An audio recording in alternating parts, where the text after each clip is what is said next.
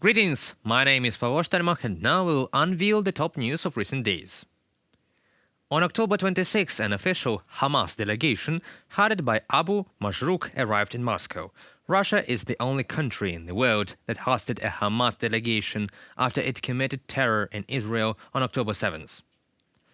Moscow judges accusations of terrorism against Ukrainians or Chechens, but refuses to recognize Hamas as terrorists who executed at least 23 Russian citizens and continue to hold Russian hostages. Russia's support for Hamas has nothing to do with peacemaking in the Middle East. This is a blatant encouragement of international terrorism. Hamas terrorist massacres against civilians in Israel repeat the atrocities of the Russian army in Bucha, Irpin on the Zhytomyr highway and elsewhere in Ukraine since 2022.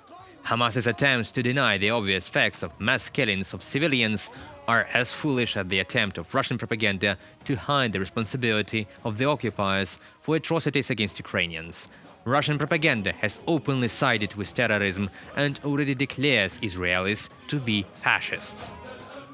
We must do everything to prevent an even larger international fire from breaking out in the Middle East. The enemies of freedom are very interested in bringing the free world to the second front.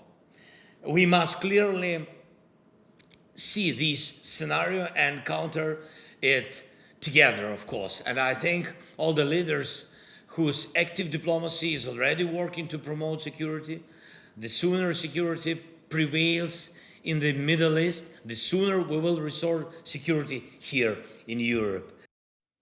One more thing that I want to add. Hamas cannot be a legitimate representative of the Palestinian population of the Gaza Strip and an actor of international diplomacy. Russia expects that the involvement of Israel and its Western allies in a grueling, bloody conflict will ease the pressure on it for the aggression against Ukraine. On October 28th and 29th, an important two-day meeting of diplomatic and security advisors of state leaders and political directors of foreign ministers of more than 60 countries and representatives of international organizations will take place in Valletta, Malta. This will be the third meeting in this format. The first two meetings were held in Copenhagen, in Denmark in June, and in Jeddah in Saudi Arabia in August this year. Malta will be a logical continuation. The first part is a joint meeting in which more than 300 representatives of different countries from different continents will take part. The participants of the meeting will discuss the key principles on which a just and durable peace for Ukraine should be achieved and based on.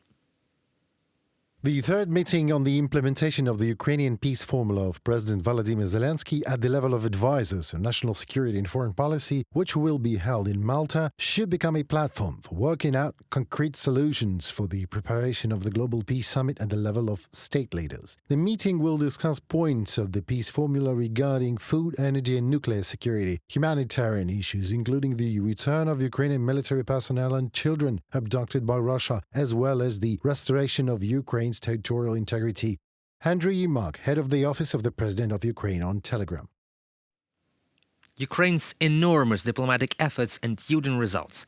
International support for the Ukrainian Peace Formula is steadily growing. Confirmation of this is a large number of countries of the Global South that are involved in the meeting. Fears in the media about the loss of interest in Ukraine did not come true.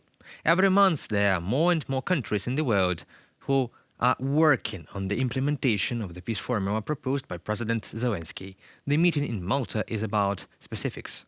Real agreements will be reached on their way to the main goal, a just peace. The active participation of representatives of different countries from different regions of the world shows that despite other conflicts, the war against Ukraine and the search for a just peace are in the focus of the world community's attention. Representatives of all countries of the conventional West and a significant number of countries of the Global South will work together in Malta. There is a mechanism for involving more and more countries in the world in curbing Russian aggression and its terrible consequences. All countries agreed. The sovereignty and territorial integrity of countries are the unviable foundations of peace. So-called alternative peace plans are losing supporters. It is important that representatives of the Middle East, Africa, Central and South America will also take part in presentation of the working groups, in addition to representatives of Ukraine and the West. A year ago, on October 29, 2022, the first large-scale attack on the Russian fleet by Ukrainian naval drones took place in the temporarily occupied Sevastopol.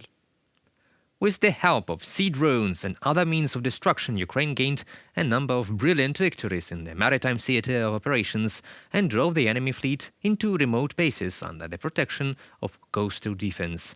In the area of reach of Ukrainian naval drones, there are military targets both in the temporarily occupied Crimea and on the Caucasian coast of Russia.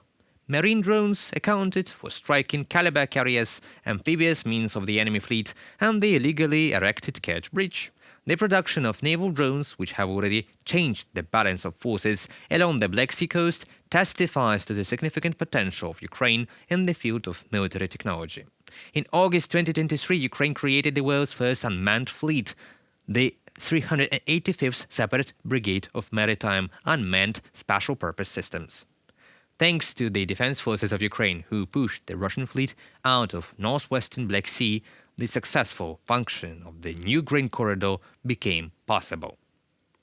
Kyiv calls on partners to strengthen shipping capabilities in the Black Sea. The success of the new grain corridor demonstrates that Russia was an unnecessary link in the Black Sea Grain Initiative. Negotiations on Moscow's return to the grain agreements from which it withdrew by itself no longer make any sense.